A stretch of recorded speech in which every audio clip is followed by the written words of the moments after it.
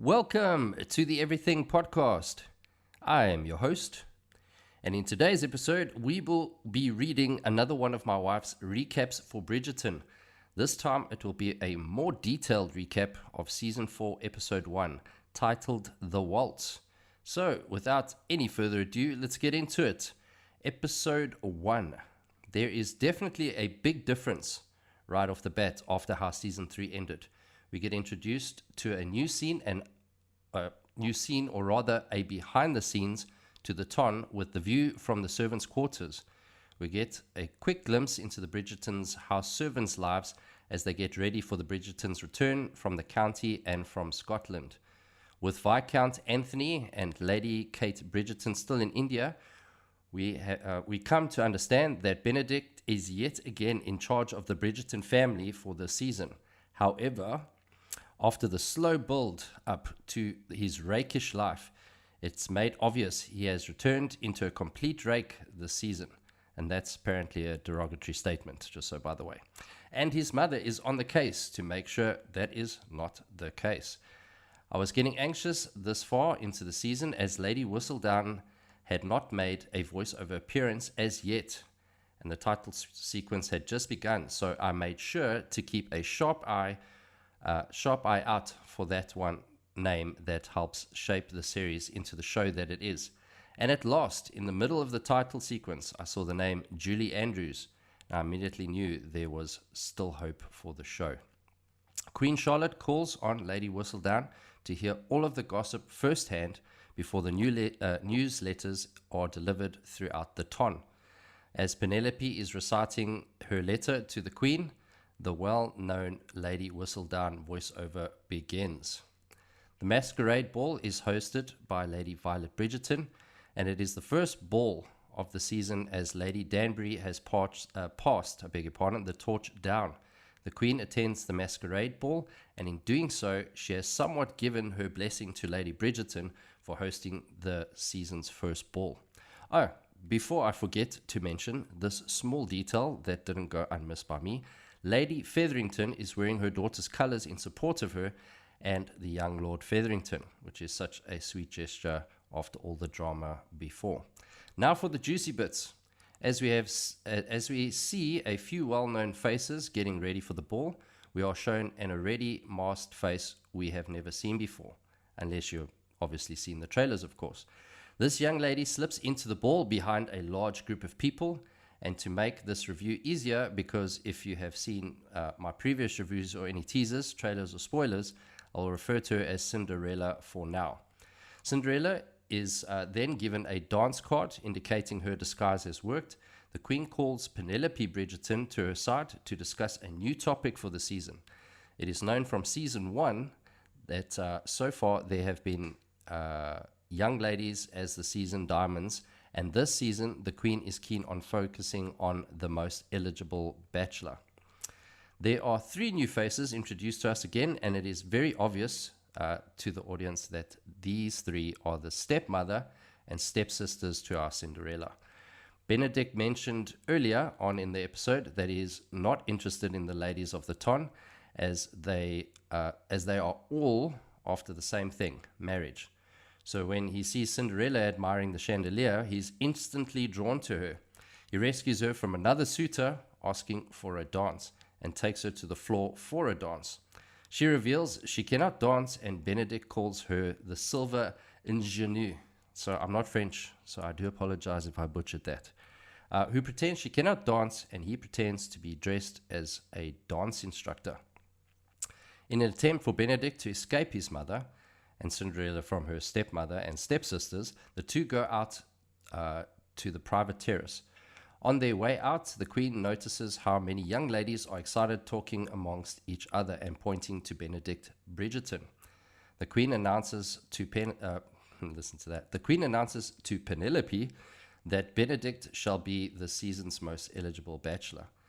Benedict and Cinderella speak on the terrace for a while before Benedict playfully begins his dance lesson with Cinderella.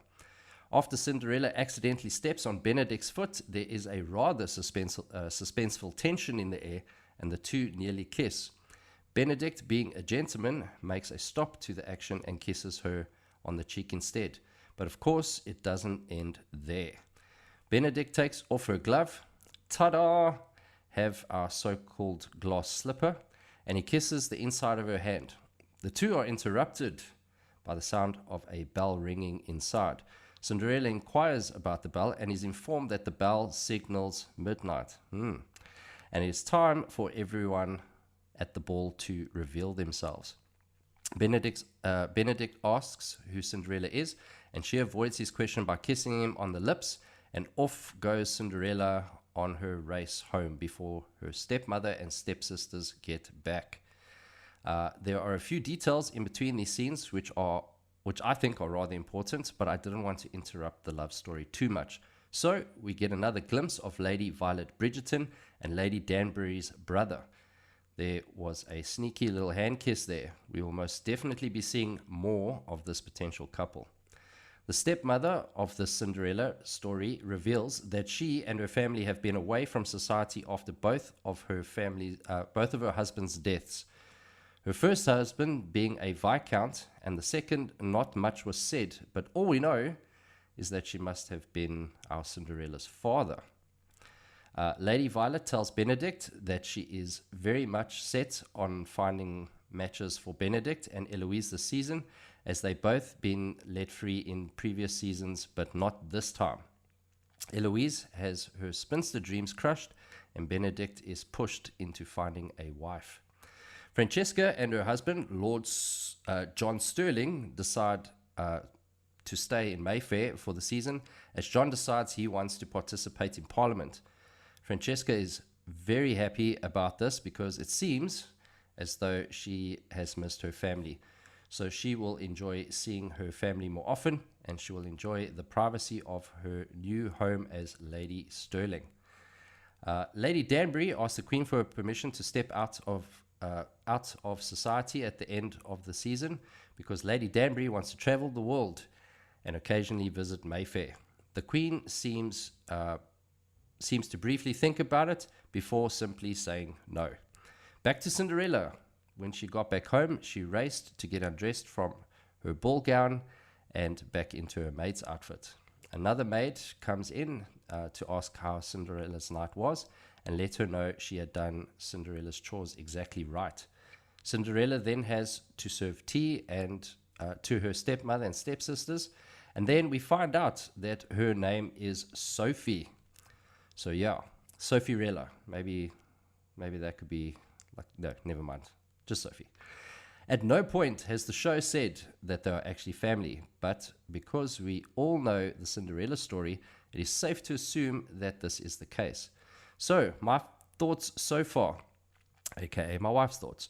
I was definitely nervous about starting the season. I actually delayed starting this for a week, and I'm very happy to say that so far, I'm not disappointed. It has some very obvious Cinderella vibes, but in all honesty, it works. I'm very happy that we still get to hear the iconic Lady Whistledown voiceovers, and I would say that since Penelope has made it known she is Lady Whistledown, this has created a new and more challenging task of gathering gossip and being able to publish with the constant attention from the Queen, and when the ton is given a chance from all the debutantes. So far, I remain optimistic, and I am still looking forward to watching more, which is a good sign. So let me know if you enjoyed the first episode of Bridgerton Season 4 as much as I did, and let me know if you enjoyed the recap or my recap and thoughts.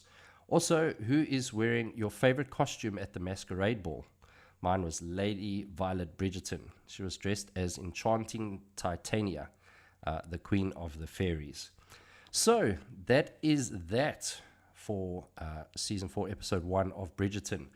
So please pop your thoughts into the comments, as well as if you like today's show. And do show us some love by liking, sharing, and subscribing. But that is it for today's episode of the Everything Podcast, and we will see you in the next one. Goodbye.